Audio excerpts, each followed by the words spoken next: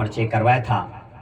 मेरी भारत माँ जितना विशाल है और उतना ही विशाल संविधान है मेरी माँ का, और उतना ही ये तिरंगा जो मेरी माँ की शान है, जो आंचल है, 9 टाइप के मैंने आपको बताया था। ध्वज संहिता का वर्णन है इस संविधान में, बहुत आनंद आता उसको पढ़ के।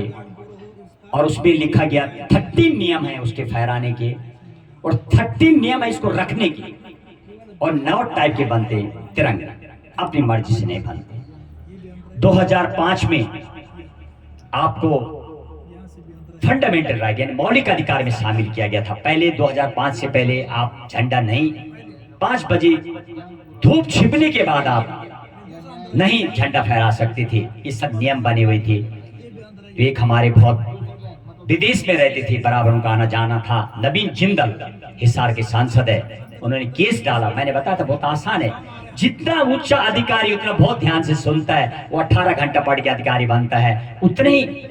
हाँ जरूर वहां जाने में थोड़ा डिफिकल्टी है। अब आपको और चाहिए तो हमारी गीता बहन आ रखी है, तिलु पुरुष की ये डीएम की बड़ी आसानी चली जाती, कई अधिकारी मुख्यमंत्री सीधे घुस जाती है, इनको कोई लेना देना नहीं।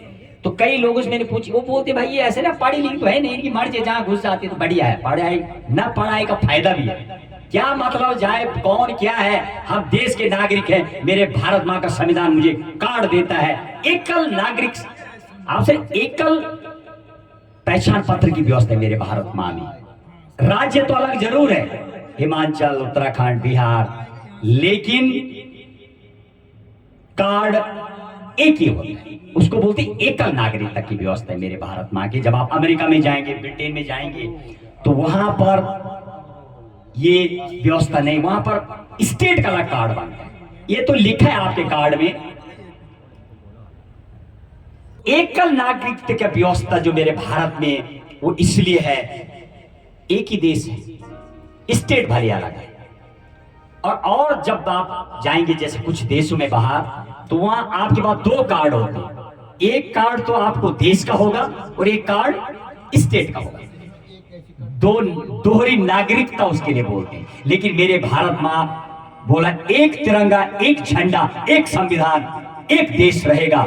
इसको यदि आपने थोड़ा भी डिसमिस करने की कोशिश की तो आप पता नहीं लगेगा आप कहां चले गए। इतनी सख्त है मेरी भारत माँ का संविधान, इतना कड़क है, कानून भी टाइम टाइम पे बने हैं, चाहे वो टाडा हो या पॉस्को एक्ट है। जैसे जैसे अपराध बढ़ा उसको रोकने के लिए, जैसे घर का मुखिया होता है, यदि नहीं मान रहा तो कुछ और नियम बनाया जाए, घर से अलग दे दो भैया, जो कहना नहीं मान रहा माँ बाप का, 3 भाई में एक टेढ़ है तो उसको अलग दे दो घर। और यदि फिर भी लड़ रही उसकी बीवी हो तो उसको मकान से कहीं दूर मकान दे दो, तब भी नहीं मान रहा है तो फिर माँ तो माँ है, माँ पहले समझाती है, बड़ा लंबा आंचल है माँ का।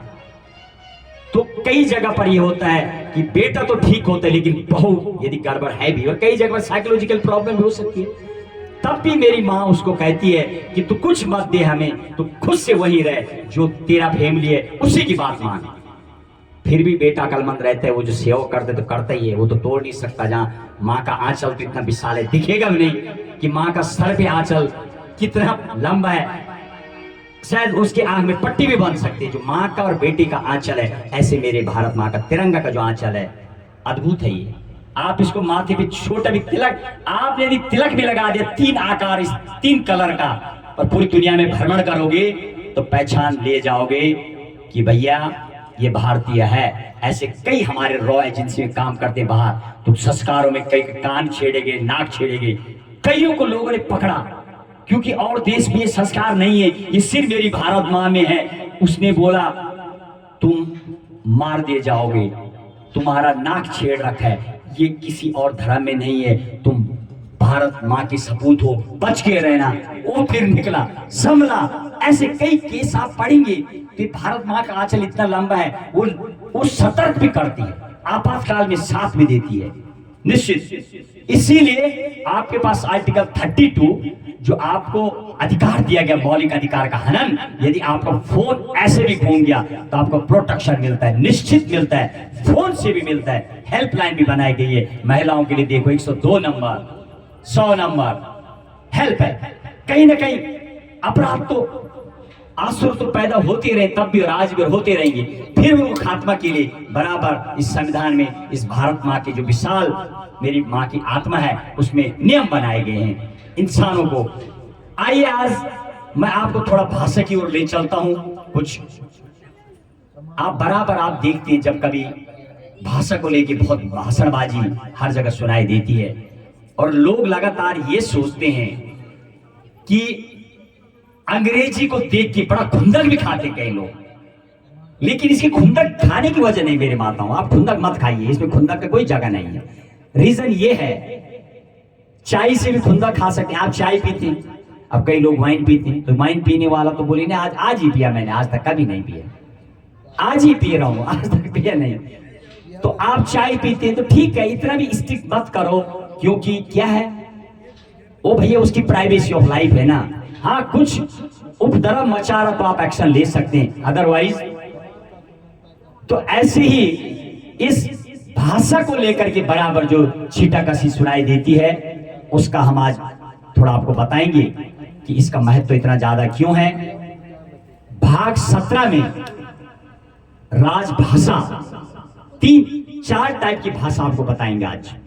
और पहले मैं इसको बता दूं, अंग्रेजी 1813 में, आज नहीं 1813 में चालू हो, देश बहुत साल बाद आजाद हुआ, यानी लगभग 300 साल पहले अंग्रेज यहां गढ़ के चले गए। 1813 में अंग्रेजों ने 3 चीज चलाए उस टाइम। वो बड़े खोपड़ीबाज थे, काम जो करते थे एकदम उनको पता था कि क्या चाहिए सामने वालों को, तो उन्होंने 3 चीज लागू की उस टाइम। एक तो, ये बार बार आप डिस्टर्ब मत करो भाई, हमें